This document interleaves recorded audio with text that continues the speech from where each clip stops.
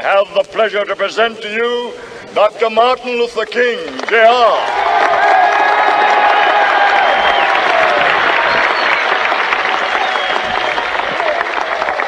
I am happy to join with you today in what will go down in history as the greatest demonstration for freedom in the history of our nation.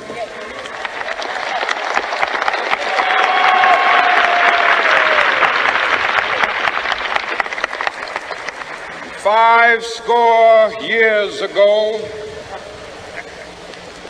a great American in whose symbolic shadow we stand today signed the Emancipation Proclamation.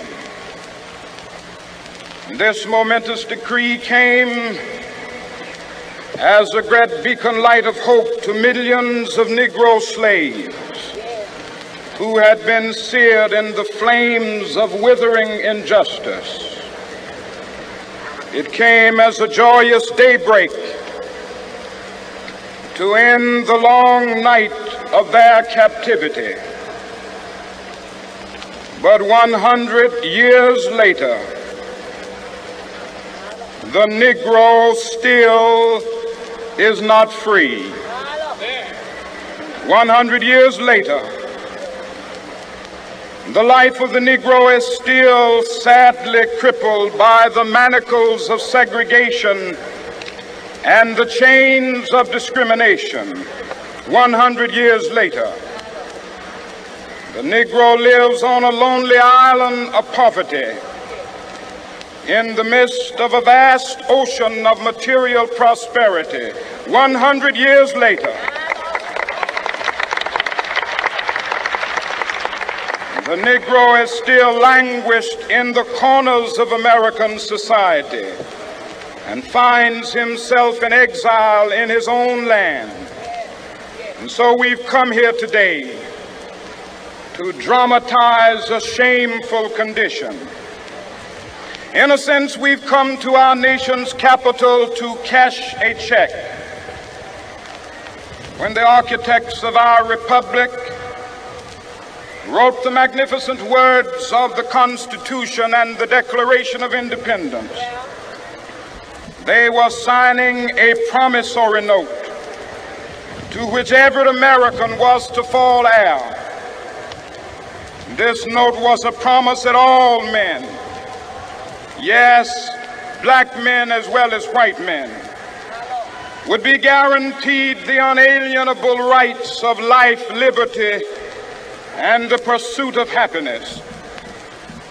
It is obvious today that America has defaulted on this promissory note insofar as her citizens of color are concerned. Instead of honoring this sacred obligation, America has given the Negro people a bad check, a check which has come back marked insufficient funds.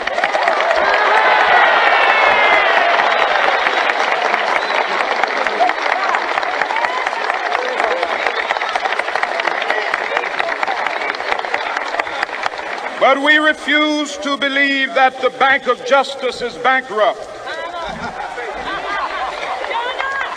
We refuse to believe that there are insufficient funds in the great vaults of opportunity of this nation. And so we've come to cash this check, a check that will give us upon demand the riches of freedom and the security of justice.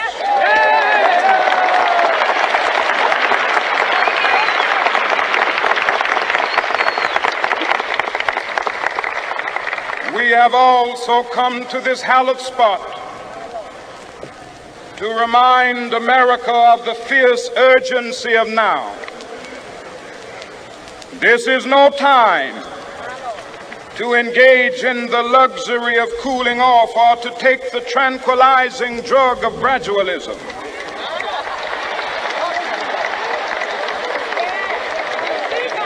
Now is the time to make real the promises of democracy. Now is the time to rise from the dark and desolate valley of segregation to the sunlit path of racial justice. Now is the time to lift our nation from the quicksands of racial injustice to the solid rock of brotherhood. Now is the time to make justice a reality for all of God's children. It would be fatal for the nation to overlook the urgency of the moment. This sweltering summit of the Negro's legitimate discontent will not pass until that is an invigorating autumn of freedom and equality. 1963 is not an end, but a beginning. Those who hope that the Negro needed to blow off steam and will now be content will have a rude awakening if the nation returns to business as usual.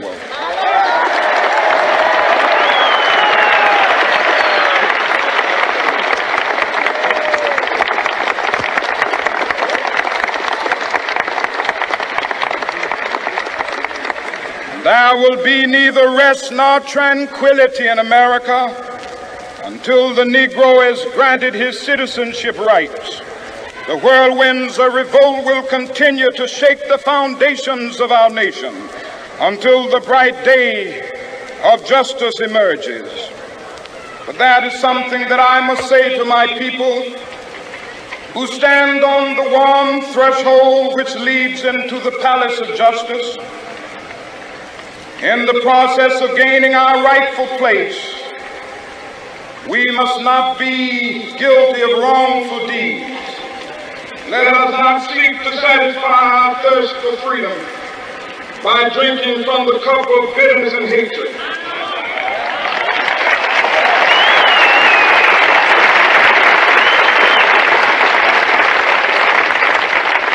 We must forever conduct our struggle on the high plane of dignity and discipline. We must not allow our creative protests to degenerate into physical violence. Again and again, we must rise to the majestic heights of meeting physical force with soul force. The marvelous new militancy which has engulfed the Negro community must not lead us to a distrust of all white people. For many of our white brothers, as evidenced by their presence here today, have come to realize that their destiny is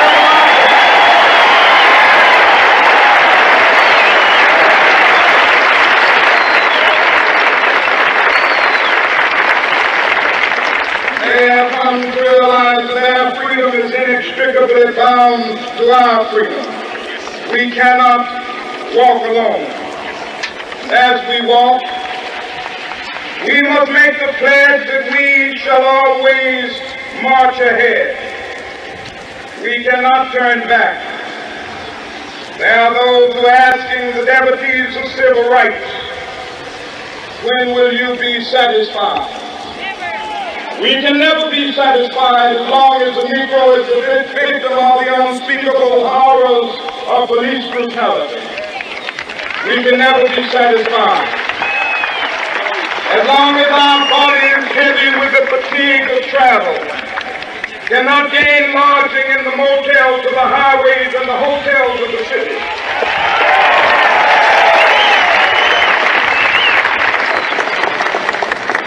We cannot be satisfied as long as a Negro in Mississippi cannot vote and a Negro in New York believes he has nothing for which to vote.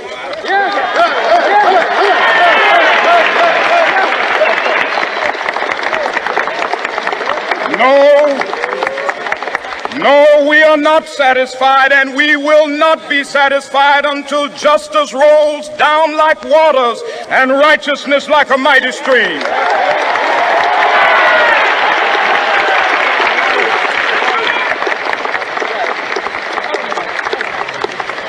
I am not unmindful that some of you have come here out of great trials and tribulations.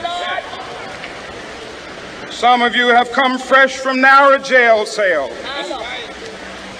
Some of you have come from areas where your quest for freedom left you battered by the storms of persecution and staggered by the winds of police brutality.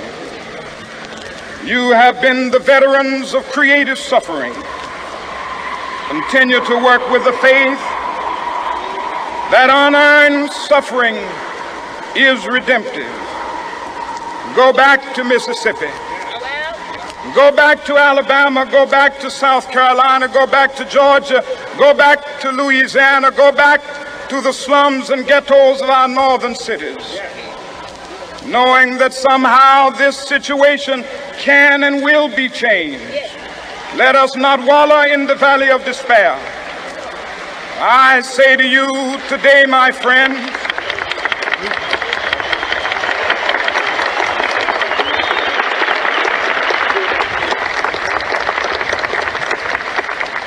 so even though we face the difficulties of today and tomorrow, I still have a dream.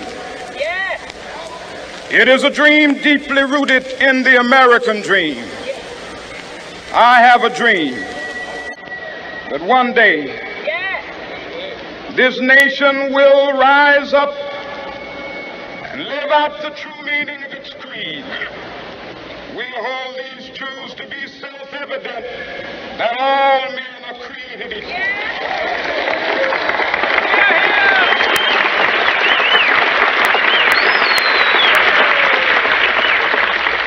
I have a dream that one day on the red hills of Georgia, the sons of former slaves and the sons of former slave owners will be able to sit down together at the table of brotherhood. I have a dream that one day, even the state of Mississippi, a state sweltering with the heat of injustice, sweltering with the heat of oppression, will be transformed into an oasis of freedom and justice. I have a dream that my 4 little children will one day live in a nation where they will not be judged by the color of their skin, but by the content of their character. I have a dream today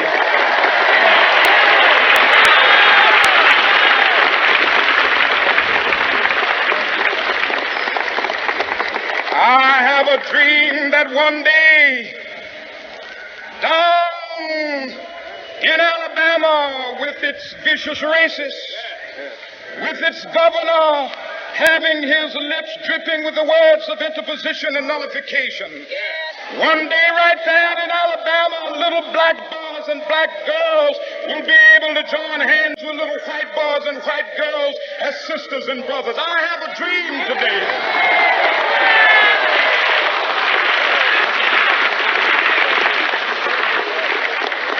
I have a dream that one day the valley shall be exalted, and every hill and mountain shall be made low, the rough places will be made plain, and the crooked places will be made straight, and the glory of the Lord shall be revealed, and all flesh shall see it together.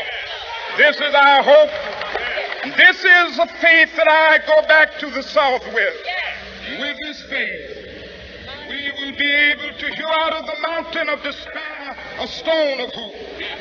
With this faith, we will be able to transform the jangling discords of our nation into a beautiful symphony of brotherhood. With this faith, we will be able to work together, to pray together, to struggle together, to go to jail together, to stand up for freedom together, knowing that we will be free one day. This will be the day. This will be the day when all of God's children will be able to sing with new meaning, "My country, tears of thee. Sweet land of liberty, of thee I sing. Land where my fathers died, land of the pilgrim's pride. From every mountainside, let freedom ring. And if America is to be a great nation, this must become true. And so let freedom ring on the prodigious hilltops of New Hampshire. Let freedom ring from New York. Let freedom ring from the heightening Alleghenies of Pennsylvania. Let freedom ring from the snow-capped Rockies of Colorado. Let freedom ring from the curvaceous slopes of California. But not only that, let freedom ring from Stone Mountain of Georgia. Let freedom